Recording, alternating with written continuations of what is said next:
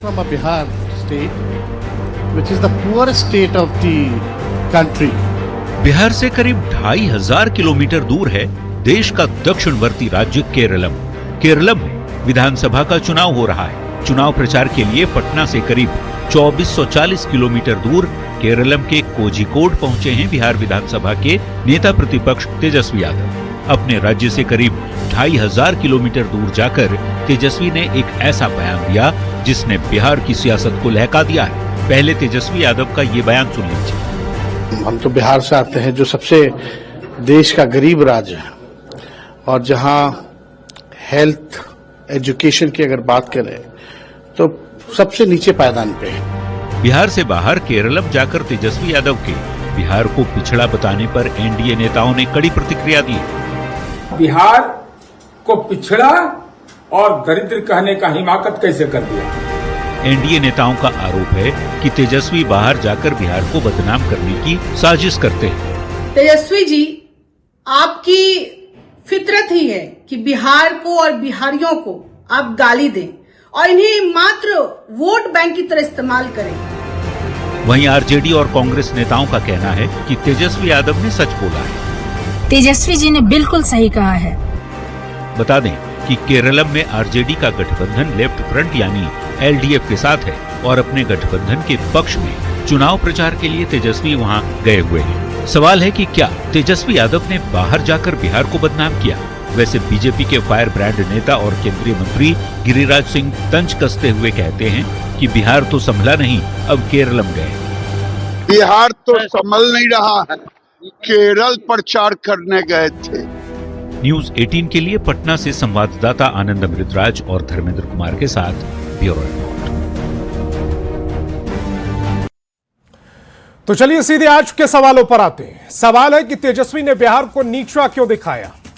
सवाल यह भी पूछेंगे कि केरलम प्रेम में बिहार से बैर क्यों। वोट के लिए बिहार का अपमान क्या ठीक है। सवाल यह भी पूछा जाएगा कि बिहारियों के सम्मान से यह मजाक क्यों किया गया है।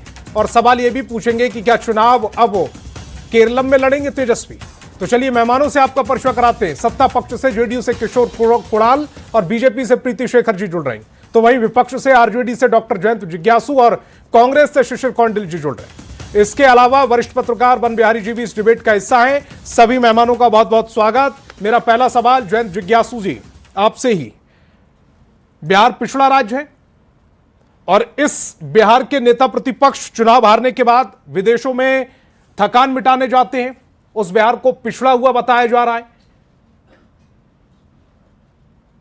देखिए, कभी भी आदमी को सच से मुंह नहीं मोड़ना चाहिए, नहीं तो वह शुतुरमुर्ग सिंड्रोम का शिकार हो जाता है। जो शुतुरमुर्ग बालू में अपना सर घुसा लेता है और उसको लगता है कि कोई देख ही नहीं रहा है उसको।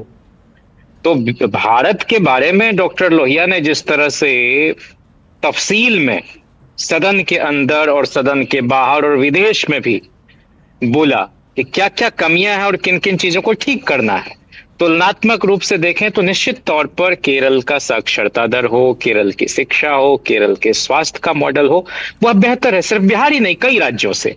तो इसको मान लेने में तो कोई बात नहीं है। और जो उसको ठीक करने में, जैसे मान लीजिए लालू प्रसाद जी के समय में विश्वविद्यालय का जो बजट था बिहार के विश्वविद्यालयों का, वो केरल के विश्वविद्यालयों यानी उच्च शिक्षा के बजट से कहीं ज्यादा था। लेकिन हम ये तो एक पहलू है, लेकिन इस बात को भी तो देखा जाना चाहिए कि केरल हमारी तुलना में छोटा राज्य है, वहां कम विश्वविद्यालय होंगे, स्टेट रन यूनिवर्सिटीज, हमारे यहाँ ज्यादा थे।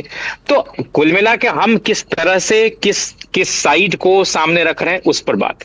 दूसरी बात यह कि हम लोगों को नेशनल इंटीग्रेशन के लिहाज से भी देखना चाहिए कि ये उत्तर बनाम दक्षिण की लड़ाई नहीं होनी चाहिए, जो कि भारतीय जनता पार्टी करने की कोशिश करती है पॉपुलेशन के आधार पर। और जितना डिलिमिटेशन के लिए भी तमाम चीजें, सीटों को बढ़ाने को लेकर भी जो हो रही हैं, उसमें किसी तरह का असंतोष नहीं झलके। तो हमारे तमाम समाजवादी नेताओं ने आरंभ से कोशिश की। जैसे तनु पिल्ले की सरकार थी केरल में, वो प्रजा सोशलिस्ट पार्टी के नेता हुआ करते थे। तो हम लोगों का रूट शुरू से रहा है। और एक दूसरी बात ये कि अभी जो कहा जा रहा है कि बिहार में तो कुछ संभला नहीं और चले गए हैं केरल प्रचार करने के लिए, इनको ये बात नहीं भूलनी चाहिए कि जॉर्ज साहब दक्षिण से आते थे, मधुलिमय साहब महाराष्ट्र से आते थे। इनको ये बात मीनू नहीं कहनी मसानी चाहिए, यहाँ से जीतते थे रांची से। लेकिन क्या मैं कह रहा हूं कि तेजस्वी हर यादव को कोई तेजस्वी बिहार यादव में को आकर जिन अगर मुद्दों पर स्वीकार्यता हासिल विधानसभा कर के सकता अंदर है। फोकस करना चाहिए था, वो केरल में जाकर उन मुद्दों की बात कर रहे हैं, शिक्षा की बात कर रहे हैं, बिहार की गरीबी को वहां पर दिखा रहे हैं। ये मुद्दे तो बिहार विधानसभा के थे। बिहार विधानसभा में कितने दिन प्रेजेंट रहे तेजस्वी यादव? नहीं और आपने विधानसभा आपने शिक्षा की बात की, आपने कहा कि लालू प्रसाद के समय पर शिक्षा में जो केरल में बजट रहा करता था वो बजट बिहार में दिया जाता था। शिक्षा की लिटरेसी रेट पता है बिहार में क्या था? 1991 में 36.7% और जो 2001 में 46.9%, यानी 10% आपके समय में बढ़ा, और इनके समय में 46.9% से बढ़कर 74.3%, 27% इनके में सुधार हुआ है। अगर बजट आपके समय में ज्यादा था तो सुधार इनके समय में कैसे हुआ? नहीं, हम जो कह रहे हैं वो शायद आप नहीं सुन पाए। मैंने कहा कि उच्च शिक्षा का, विश्वविद्यालयी शिक्षा का बजट केरल से भी ज्यादा बिहार का था लालू प्रसाद जी के समय में। साक्षरता दर जो है 1981 से 91 के बीच जो वृद्धि दर था उससे ज्यादा 1991 से 2001 के बीच था। तो दूसरा कि भारत जिस दर से अपनी साक्षरता को बढ़ा रहा था उससे कहीं ज्यादा तेज गति से बिहार अपनी साक्षरता को बढ़ा रहा था। हम तो इस रेशियो के हिसाब से सामने रख रहे हैं। दूसरा मैं आपसे ये कह रहा था कि ये बिल्कुल एक इस तरह का हमारा संसदीय लोकतंत्र है कि किसी भी इलाके का आदमी किसी भी इलाके से जाकर पार्लियामेंट का चुनाव लड़ सकता है। और हम लोग तो एक नेशनल पार्टी भी रहे हैं। मणिपुर में हमारे एमएलए हुआ करते थे, दिल्ली में हमारे एमएलए होते थे, उत्तर प्रदेश में हम चुनाव लड़ते रहे हैं, झारखंड में हमारे एमएलए होते थे, बिहार में। तो हम तो यही जानते हैं कि जो वीरेंद्र कुमार जी थे देवेगौड़ा जी की सरकार में मंत्री, जनता दल जिस समय लालू प्रसाद जी उसके राष्ट्रीय अध्यक्ष हुआ करते थे, तो उन्होंने बाद में जदयू से राज्यसभा के मेंबर थे और ये लोग 17 में उधर गए तो उन्होंने शरद जी के साथ रहना गवारा किया और शरद जी ने अपनी लोकतांत्रिक जनता दल का विलय किया था। एक धड़ा रह गया था, उसको तेजस्वी जी ने अक्टूबर 2023 में जाके मर्ज कराया। तो हमारे 3 उम्मीदवार वहां से लड़ रहे हैं और जो लेफ्ट फ्रंट है, लेफ्ट डेमोक्रेटिक फ्रंट, उसका हिस्सा है राष्ट्रीय जनता दल। तो ये हमारे नेता का कर्तव्य है कि वहां जाके चुनाव लड़े। हम भी 2016 में अपने एक साथी के प्रचार में पट्टाम्बी कंस्टिट्यूएंसी गए थे, कॉमरेड मोहसिन के प्रचार में। एआईएसएफ के हमारे जेएनयू यूनिट के वाइस प्रेसिडेंट थे। 3 बार के उसी सीट से 3 बार से एमएलए होते थे कांग्रेस पार्टी के, उनको उन्होंने हराया। 2 बार से एमएलए इस बार भी लड़ रहे हैं। तो हम कह रहे हैं कि हम लोगों का तो एक पुख्ता गठबंधन है। और दूसरा संतोष जी, एक ही बात आपकी इजाजत से मैं कहना चाहता हूं कि भाषा कोई भी हो, असल मुद्दा है कि उसको लोग समझ रहे हैं कि नहीं। अब जो भी इंटरप्रेटर होंगे वो अंग्रेजी में अगर तेजस्वी जी बोल रहे हैं, चूंकि मलयालम उनको नहीं आती है, तो उसका अनुवाद वहां मलयालम में करके उन लोगों को बता दिया जा रहा है। तो ये थोड़ा आसान है। हम भी जब गए थे तो हम भी अंग्रेजी में ही भाषण कर रहे थे, चाहे हमारी अंग्रेजी कोई नेस्फील्ड के स्तर की, शेक्सपियर के स्तर की नहीं है, फिर भी तो जो भाषा समझ में आ जाए। मधुलिमय की बहुत अच्छी अंग्रेजी थी, लेकिन पार्लियामेंट में हिंदी में ही बोलते थे। वो कहते थे कि जिस भाषा में हमने बांका और मुंगेर में वोट मांगा है जनता से, तो जनता को भी समझ में आए कि उनका प्रतिनिधि क्या इशू उठा रहा है। तो ये तो कोई सवाल ही नहीं। अब गिरिराज जी को पर क्या टिप्पणी करें हम, तो उनकी तो बात ही छोड़ दी जाए। तो इसलिए तेजस्वी जी एक तरह से एक बहुत ही सुंदर काम कर रहे हैं और राष्ट्रीय जनता दल के किशोर जी को जरा स्क्रीन पर लेकर आए, होंगे वहां, किसका हमको पूरा विश्वास। किशोर जी को जरा स्क्रीन पर लेकर आए। किशोर जी, ये तेजस्वी यादव की तरफ से जो कहा गया, मैं मानता हूं इसे आधा सत्य कहा गया। जयंत जिज्ञासु जी कह रहे हैं पूरा सत्य है, पूरा सत्य है वो। लेकिन ये तो सच है कि साक्षरता दर में हम वो 96% पर हैं, हम 70% पर हैं। प्रति व्यक्ति आय में वो हमसे कई गुना ज्यादा है। उनके यहाँ पर 2.5 लाख प्रति व्यक्ति आय है, हमारे यहाँ 57,000 है। गरीबी में हम 26.6% हैं, वो 0.5% हैं। देखिए, सवाल संतोष जी, मैं सुन रहा था जिज्ञासु जी को, ये मामला भाषा का नहीं, भावना का है। एक व्यक्ति जो बिहार के नेता प्रतिपक्ष होते हैं और किसी अन्य प्रदेश में 3 सीट पर चुनाव का प्रचार करने जाते हैं और 13 करोड़ बिहारियों के स्वाभिमान को गिरवी रख देते हैं। ये बताते हैं कि हमारा प्रदेश पिछड़ा है, हम इससे बेहतर बनाएंगे। अगर तेजस्वी यादव जी ये बोलते कि केरल में भी हम लोग बापू टावर जैसा कोई इमारत खड़ा करेंगे, अगर तेजस्वी यादव जी ये बोलते कि मैरीन ड्राइव जैसा हम लोग केरल में भी एक एक्सप्रेसवे बनाएंगे, अगर तेजस्वी यादव जी ये बोलते कि हमारा जो रेशियो है पुलिसकर्मी का, महिला पुलिसकर्मी का, वो केरल के लोगों के लिए भी वही चीज इंप्लीमेंट करेंगे, तो मैं समझता हूं उनका स्वागत किया जाना चाहिए था। लेकिन उन्होंने क्या किया, जिस प्रदेश में उनके माताजी और पिताजी 15 वर्षों तक शासन करते रहे, जिस प्रदेश में 2 बार वो डिप्टी सीएम के तौर पर सेवा देते रहे, उस प्रदेश को यह बताने में उन्होंने गुरेज नहीं किया कि हम पिछड़े हुए हैं। ये बताने का कोशिश नहीं किया कि हम पिछड़े क्यों हैं, हमारा ये स्थिति क्यों है। जिस प्रदेश को गड्ढों का प्रदेश बना दिया जाए, जिस प्रदेश को बीमार बना दिया जाए, बेकार बना दिया जाए, बदहाल बना दिया जाए, उस प्रदेश को माननीय नीतीश कुमार जी ने अपने कर्मों की बदौलत, कार्य पद्धति के बदौलत पिछले 20 वर्षों में एक बेहतर प्रदेश में बदला है।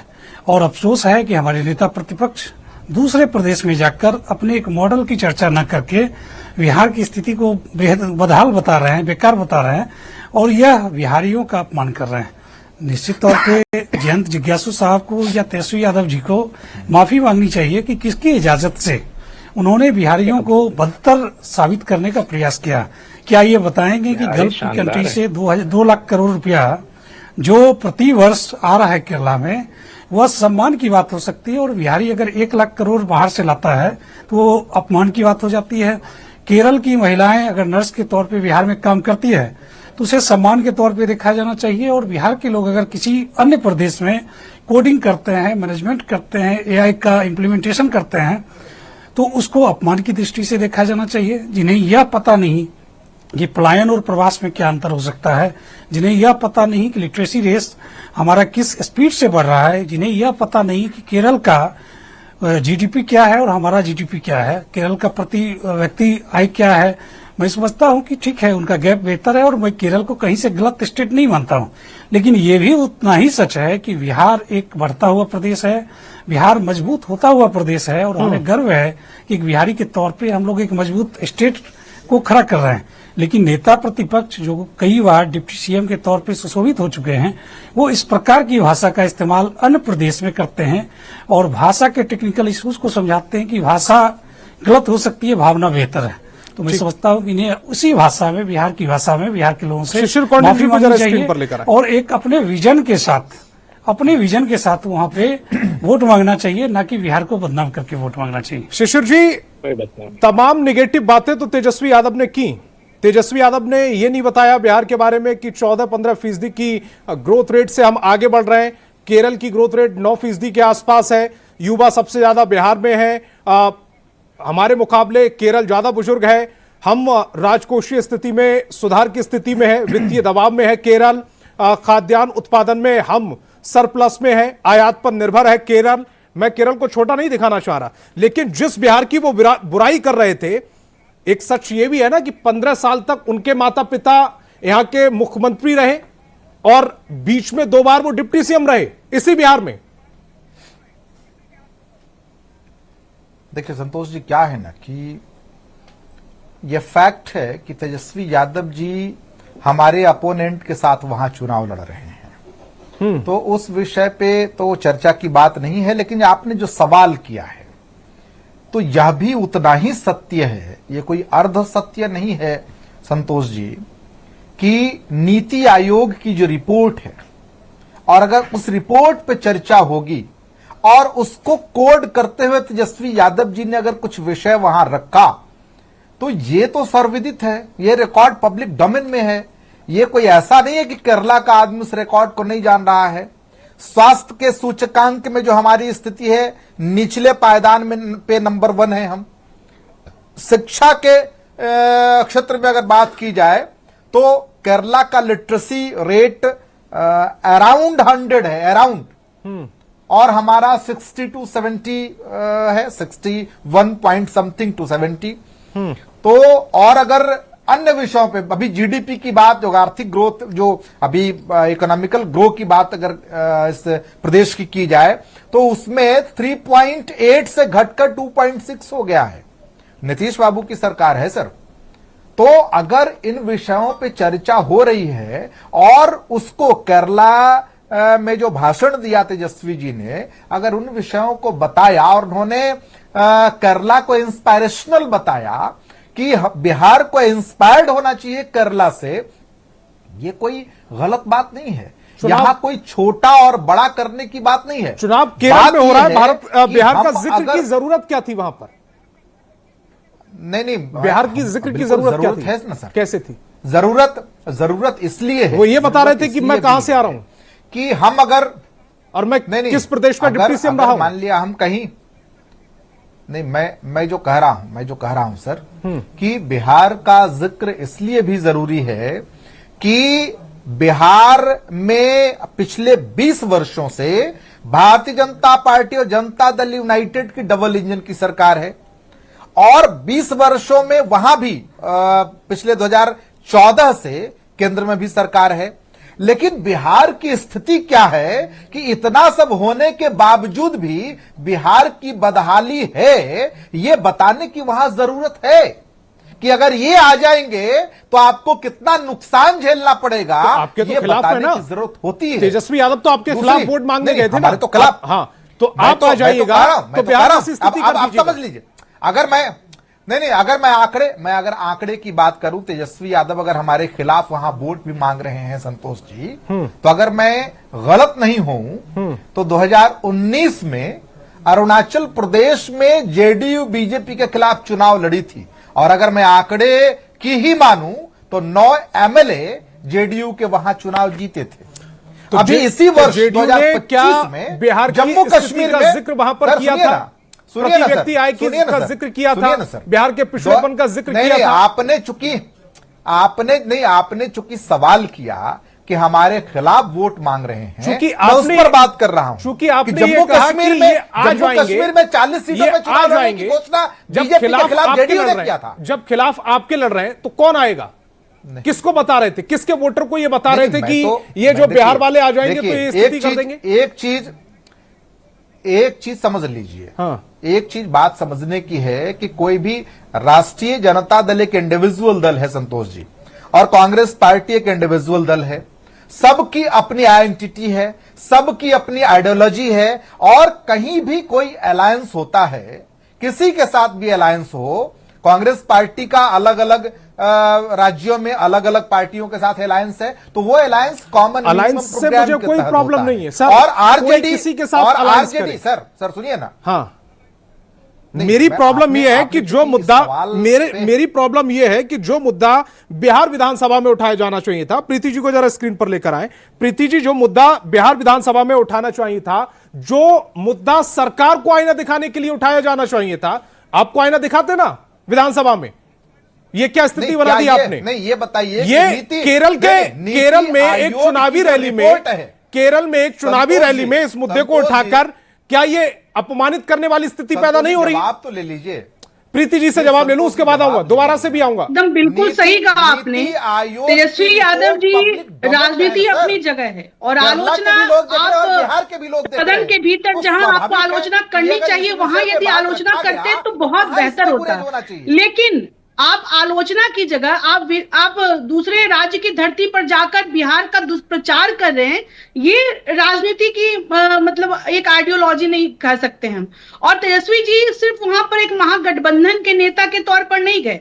जब उन्होंने बिहार को पिछड़ा गरीब बताया तो उस समय एक आईना वो दूसरों को भी दिखा गए कि उस प्रदेश के बारे में वो बखान कर रहे हैं जिस प्रदेश के वो स्वयं डिप्टी सीएम रहे, जिस प्रदेश में उनके माता पिता ने 15 वर्षों तक शासन किया, उस प्रदेश की वो चर्चा करके आ रहे हैं। और बिहारी होना अपने आप में गर्व है। पूरे देश और विदेश में बिहारी जाकर डंका बजाते हो। जिस पिछड़ा राज्य के रूप में उनके माता पिता ने बिहार को छोड़कर यहां से सुशासन की सरकार जब आई तो क्या स्थिति थी? अगर मैं तो चैलेंज करती हूँ तेजस्वी जी को कि अगर आपको बिहार के बारे में कुछ कहना है दूसरे जगह जाकर तो आप बिल्कुल कंपेयर करिए कि आपके शासनकाल में और 2005 से 25 के शासनकाल में बिहार कितना बदला। और आपने तो टीवी स्क्रीन पर भी दिखाया संतोष जी, चाहे हम प्रति व्यक्ति आय की बात करें, चाहे शिक्षा दर की बात करें, चाहे गरीबी उन्मूलन की बात करें, हर मोर्चे पर बिहार पहले से बेहतर किया है। तो ये इस सच्चाई को तो तेजस्वी जी यादव जी ने वहां पर नहीं रखा। लेकिन मुझे लगता है कि वो राजनीति करने के चक्कर में वो इतना नीचे चले गए कि बिहार को पिछड़ा बता दिए। मुझे तो लगता है बिहार पिछड़ा नहीं है, बल्कि उनकी सोच पिछड़ी हुई है, जिसके मुताबिक वो जिस राज्य में रहते हैं उसका गुणगान, उसकी अस्मिता, उसकी संस्कृति और उसके ग्रोथ के बारे में नहीं चर्चा करके वो गलत बयानबाजी करके वहां से आते हैं। बिहारी जी को जरा स्क्रीन पर लेकर आए।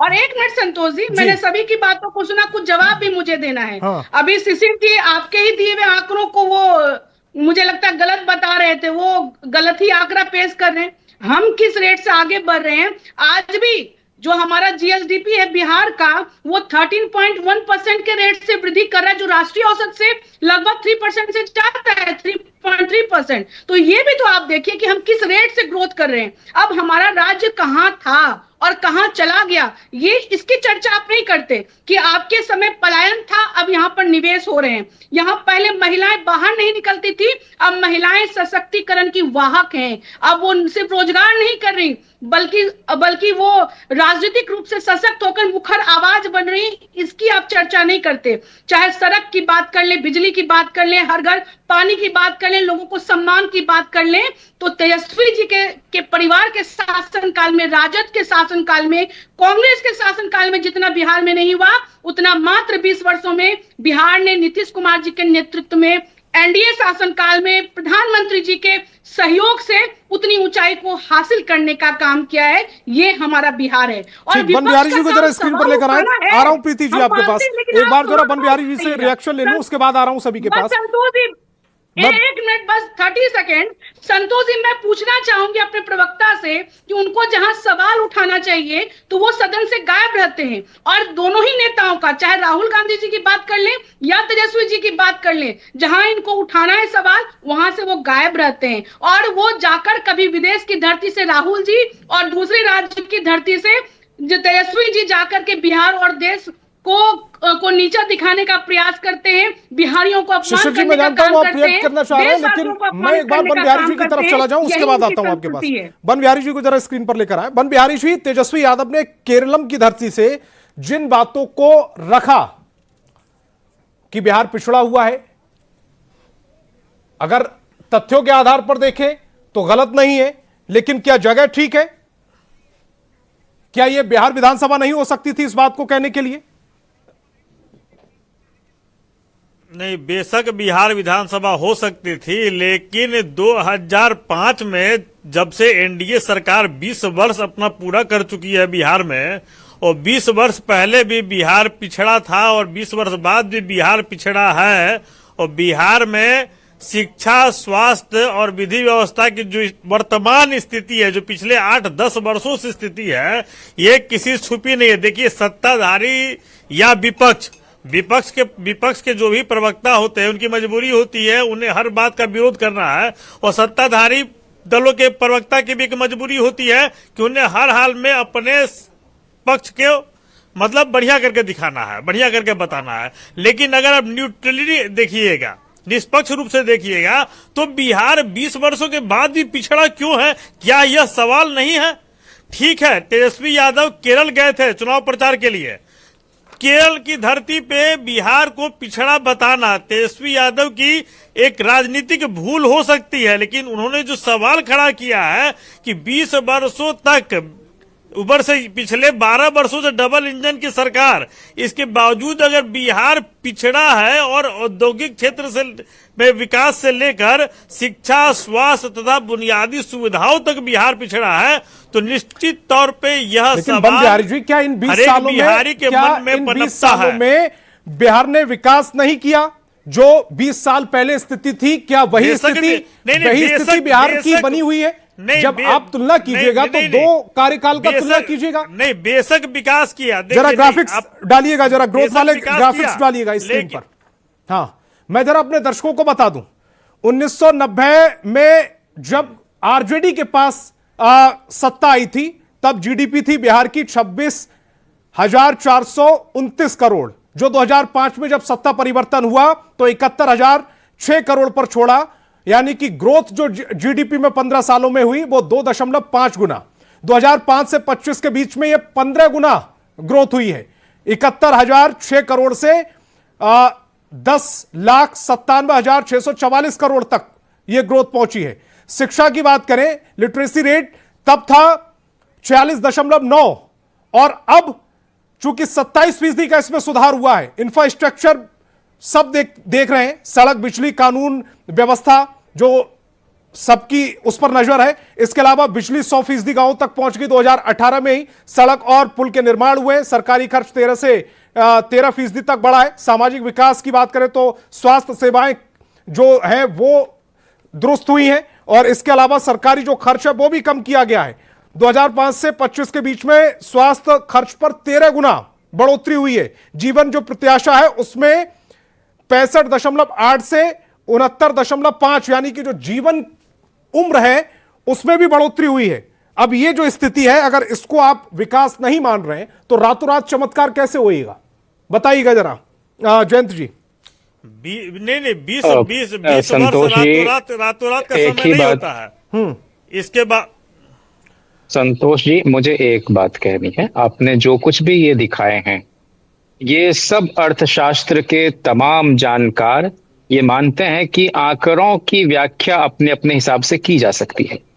लालू जी, राबड़ी जी के कार्यकाल में भी जो कन्या भ्रूण हत्या है उसकी दर घटाई गई। मैं तो ये मानता हूं कि बिहार के जितने मुख्यमंत्री रहे सबका कुछ न कुछ योगदान है उसको थोड़ा और आगे ले जाने में। लेकिन अगर 20 वर्षों में, जिनमें थोड़े थोड़े दिन के लिए 2 बार हम भी सत्ता में शामिल थे, स्थिति इतनी बेहतर हो गई बिहार की, तो जो लोग पलायन कर चुके थे हम पर इल्जाम लगता है, जबकि गरीब मिटिया मजदूर के जमाने से बिहार से लोग पलायन करते रहे और लोग भिखारी ठाकुर गाना लिखते थे, पिया गेले कल कतवाए सजनी और तमाम तरह की चीजें, तो उनको लौट आना चाहिए था। और अगर बिहार जन्नत हो गया तो फिर ये जो अभी खुद मुख्यमंत्री जी के जिले में जिस बच्ची के साथ या जिस महिला के साथ खुले आम मणिपुर जैसी एक बहुत ही घृणित घटना की गई है, उस पर आप क्या कहेंगे? लॉ एंड ऑर्डर जैसी क्या स्थिति? दूसरा, पिछड़े पर सिर्फ इतना कहना है कि बार बार खुद स्वयं मुख्यमंत्री जी भी मांग करते रहे प्रधानमंत्री जी से कि विशेष राज्य का दर्जा बिहार को दिया जाए, इसलिए कि कई मामलों में हम पिछड़ रहे हैं। बिहार को जरूरत है और केंद्र की तरफ से क्या कहा जाता है कि उसके लिए कुछ और मानक है। मैं कह रहा हूं कि मानक बजट को में बदला जा सकता है तो यही कांग्रेस सवाल उठाने लगती है आपकी सहयोगी। और वो स्टेटमेंट में सुनाऊं क्या? हम लोग जिस आज से नहीं, जब कांग्रेस की भी सरकार केंद्र में थी तब भी लालू किशोर प्रसाद जी की, राबड़ी जी की मांग एक मिनट आपके पास, जब जल्दी से अपनी बात को रखिएगा। इसलिए मेरा ये कहना है कि आज हमारे नेता SM जोशी जी का भी स्मरण का दिवस है और हमने देश के अलग अलग इलाकों में सरकारें चलाई और बनाई हैं। हम प्रादेशिक सोच से आगे बढ़कर एक राष्ट्रीय दर्शन के साथ राजनीति करना चाहते हैं। कोई इलाका ऐसा नहीं है जिसको हम अपना नहीं मानते हैं। भारत हमारा देश है। केरल में जाकर भी हम अपनी स्थिति की बात करेंगे। सबसे पहले जहां जन्म हुआ है उसको अपना मानना पड़ेगा, वहां के लोगों को अपना मानना पड़ेगा। विशेष जैन जी, आपकी मेरी वन टू वन डिबेट नहीं है, बाकी मेहमान भी है, समय बहुत थोड़ा सा रह गया है मेरे पास। किशोर जी 30 सेकंड में अपनी बात को रखिएगा। देखिए इतना होने के बावजूद भी जयंत जी के अंदर थोड़ा भी अफसोस की भावना नहीं है कि उन्होंने बिहार को जो उनका कर्मभूमि है, जन्मभूमि है, सच कहीं से भी बोला जा सकता है। ये लाडले इनके नेता कर्नाटक से भी बिहार की बदहाली को नेशनल ब्रांडिंग की तरफ ले रहे हैं। ये बताता है कि तैयारी की आवश्यकता नहीं होती है, अंदर नहीं है। स्वयं अपना और ये वही लोग हैं जो बिहार को बीमार बनाकर भी गर्व के साथ करते हैं कि हमने सामाजिक न्याय दिया, लेकिन समावेशी विकास कहाँ था, ये इनकी परिभाषा इन्हें नहीं पता है। ये उसी विचारधारा को रिप्रेजेंट करते हैं। शिशिर कौंडिल जी 30 सेकंड में अपनी बात को रखिएगा। लोगों के बीच में लड़ाना क्या है संतोष जी कि पिछले 12 वर्षों से केंद्र में सरकार है और 20 वर्षों से राज्य में सरकार है इनकी। बावजूद इसके जिस प्रकार नीति आयोग, कोई हमारा आयोग तो है नहीं, नीति आयोग केंद्र सरकार द्वारा गठित एक समिति है, एक आयोग है जो तमाम राज्यों के इंडेक्स को हर वर्ष जारी करती है और वो जो इंडेक्स जारी करती है वो रिकॉर्ड पब्लिक डोमेन में होता है। अगर उस रिकॉर्ड्स की चर्चा देश में हो रही है जो होनी भी चाहिए तो इसमें क्या गुरेज है? नंबर 1। नंबर 2 कि मैं जानना चाहता हूं कि आखिर आप बिहार को इस प्रकार से बीमार बनाए हुए हैं, यहां पॉवर्टी जो स्टेज है उसको देख लीजिए, सबसे निचले पायदान पे।